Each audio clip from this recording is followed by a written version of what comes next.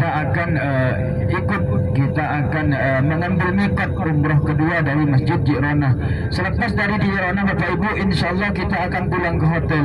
Namun sebelum pulang ke hotel, kita akan melewati Jabal Nur atau Gunung Bercahaya. Di Jabal Nur ada Gua Hira.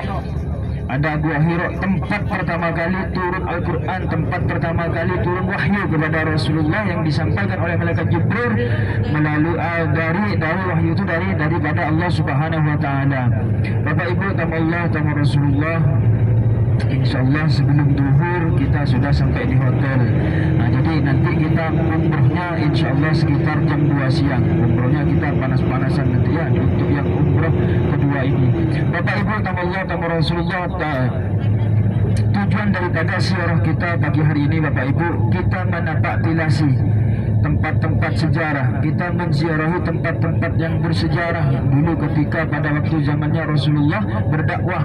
Pada waktu zamannya Rasulullah berdakwah menyebarkan agama Allah, berdakwah menyebarkan agama Islam. Mulai dari Rasulullah dilahirkan di kota Mekah sampai Rasulullah hijrah.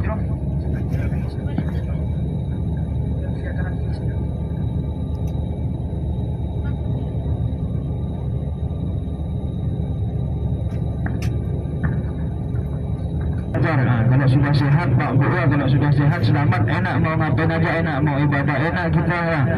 Insyaallah Bapak Ibu, tamu Allah, tamu Rasulullah, dufur Rasul yang dimuliakan oleh Allah Subhanahu wa taala. Insyaallah yang pertama kita akan ke Jabal Sur.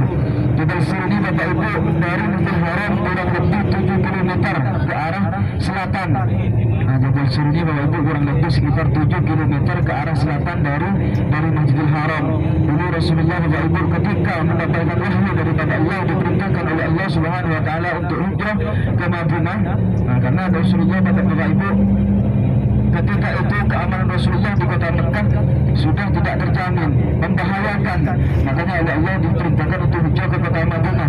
Namun Bapak Ibu, sebelum Rasulullah hijrah ke kota Madinah, Rasulullah sempat hijrah Bapak Ibu disebut pada tahun kesedihan ketika istrinya Siti Khadijah dan juga pamannya Abu Thalib meninggal dunia di satu tahun yang sama. Di situ Rasulullah mulai terzalimi bahwa penduduk Mekah, penduduk kafir Quraisy Mekah sudah mulai terang-terangan menzalimi Rasulullah. Alhasil Bapak Ibu, Rasulullah pada waktu itu memutuskan untuk hijrah ke kota Taif.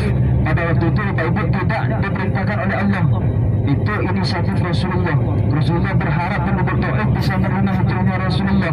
Rasulullah berharap penduduk Taif pada waktu itu bisa menerima dakwahnya Rasulullah. Alhasil Bapak Ibu, ketika sudah Rasulullah hijrah ke kota Taif, ternyata hijrahnya Rasulullah tidak diterima di sana Bapak Ibu.